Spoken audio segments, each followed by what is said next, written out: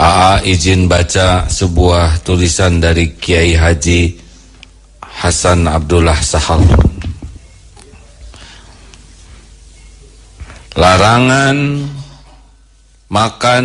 Larangan minum minuman keras. Surat Al-Maidah ayat 90. Ini ditaati nih oleh sebagian besar umat Islam. Padahal ayatnya cuma satu. Larangan makan babi. Ada dua ayatnya. Surat Al-Baqarah 173 dan surat Al-Maidah ayat 3. Dua ayat dipatuhi oleh umat Islam. Hampir tuh yang kurang sholat juga tetap saja nggak mau makan babi. Larangan memilih pemimpin kafir. 1, 2, 3, 4, 5, 6, 7. Ada 7 ayat. Surat ketiga Ali Imran ayat 28, surat keempat An-Nisa ayat 144, surat kelima Al-Maidah ayat 57, surat At-Taubah ayat ke-23, surat 58 Al-Mujadilah ayat 22, surat Ali Imran 149 sampai 150 dan surat kelima Al-Maidah ayat 51. 7 ayat menyatakan larangan memilih pemimpin yang tidak seakidah. Kiai Hasan Sahal berkata begini, beliau ini semoga Allah merahmati beliau. Seandainya ada 1000 orang menolak pemimpin kafir, hanya satu dari yang 1000 itu. Saya adalah satu dari yang 1000 itu.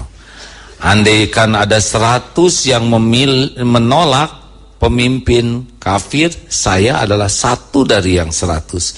Seandainya hanya ada 10 yang menolak, saya adalah satu. Dan seandainya hanya ada 1 orang yang menolak pemimpin kafir, maka saya pastikan bahawalah saya yang satu itu. Seandainya semua media cetak maupun elektronik bersatu untuk mengangkat citra orang yang kufur kepada Allah itu berulang-ulang setiap hari, setiap waktu, agar timbul kekaguman terhadap orang yang ingkar itu, kafir itu, sedikit pun saya tidak akan kagum kepadanya. Ingat ya, seorang yang dianggap pekerjaan rendah, misalkan cleaning service, tapi beriman kepada Allah, itu tidak ada bandingannya dibanding pejabat setinggi apapun yang mengingkari Allah. Jadi jangan kagum kepada yang mengingkari Allah, walaupun dunianya dikasih topeng setebal apapun. Santri yang tidak punya apa-apa tapi punya iman, punya ketakwaan, itu jauh lebih menakjubkan, lebih hebat dibanding pemimpin manapun di dunia yang mengingkari Allah. Jangan ada kekaguman, biasa saja ya. Seandainya semua program kerjanya masuk akal, keren, sempurna, dan mampu meyakinkan banyak orang, tak akan sejengkal pun mengubah keyakinan saya. Seandainya semua partai bersatu memilih pemimpin kafir, bahkan jika semua partai Islam pun bersatu ikut-ikutan, maka saya berlepas diri dari kezoliman mereka dan semua akibatnya. Saya tidak benci kepada orang kafir ataupun organisasi, tapi saya benci kepada kekafiran. Jadi kekafirannya itu sudah sah ya kalau untuk dibenci, karena Allah juga membenci kekafiran, keingkarannya kepada Allah.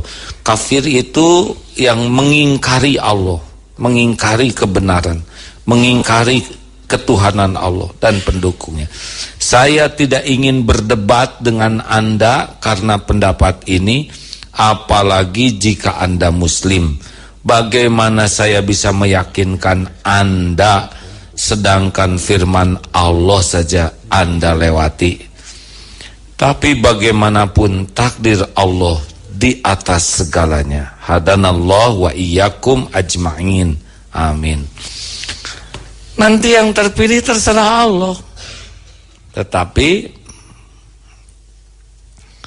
kita punya hak. Wah, itu syarat. Oh tidak, ini hak. Kalau saya seorang Islam menjalankan Islam saya, ini hak, ya. Dan kita tidak memaksa. Misalkan ada orang yang agama lain tidak mau memilih pemimpin Islam, ya tidak apa-apa. Itu haknya, benar? Kita tidak usah marah. Orang yang tidak Islam tidak usah marah juga dengan keyakinan. Ini seperti halnya kita sholat.